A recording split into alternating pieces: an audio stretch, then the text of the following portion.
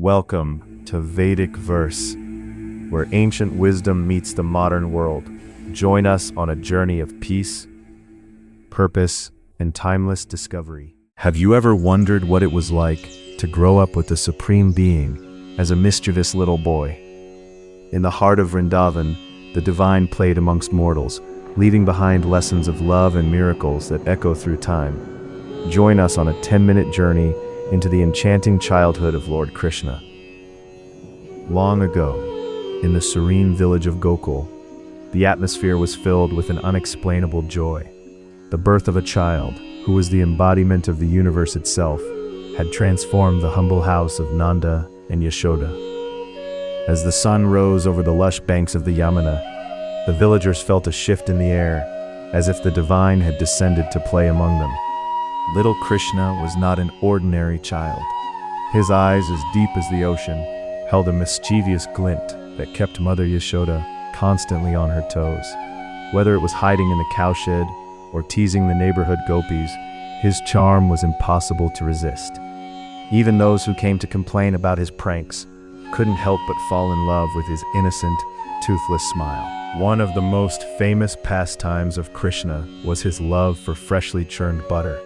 Yashoda would hide the buttercots high up on the rafters, but Krishna had his own ways.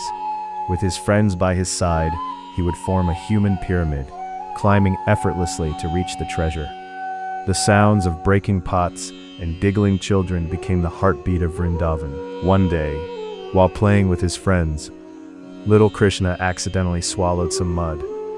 The neighborhood children, playing their part, rushed to report this to Mother Yashoda. Fearing for her child's health, she came running and sternly asked him to open his mouth. But as he did, Yashoda did not see mud. She saw the entire cosmos. Galaxies, stars, mountains and oceans, all swirling within the tiny mouth of her son. She stood frozen in awe, realizing that the child she fed was, in truth, the Supreme Divine. Peace in Vrindavan was shattered when the poisonous serpent, Kaliya, turned the holy Yamuna River into a lethal zone. The villagers lived in fear, watching their river turn dark and toxic. Driven by his love for his people, young Krishna climbed the Kadamba tree and leapt into the dangerous waters. After a fierce battle, he emerged dancing gracefully upon the serpent's multiple hoods, forcing the creature to leave the river and restore peace to the village forever. When the people of Vrindavan faced a terrifying storm sent by Indra, the king of gods, they had nowhere to go. Fear gripped every heart as heavy rains threatened to wash away their homes. Krishna, with a calm smile, walked to the great Govardhan hill and lifted the entire mountain on his little finger, holding it up like a divine umbrella.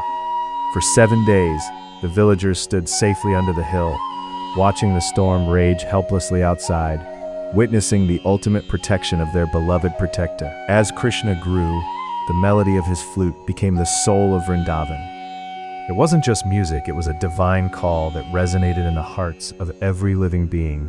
Birds stopped to listen, cows stood still, and the gopis felt the eternal presence of the divine. His flute taught the world that true devotion is not found in complex rituals, but in the simplicity of a pure, loving heart. The sweet notes of his music carried the message of peace, reminding us that the divine is always near, singing the song of love.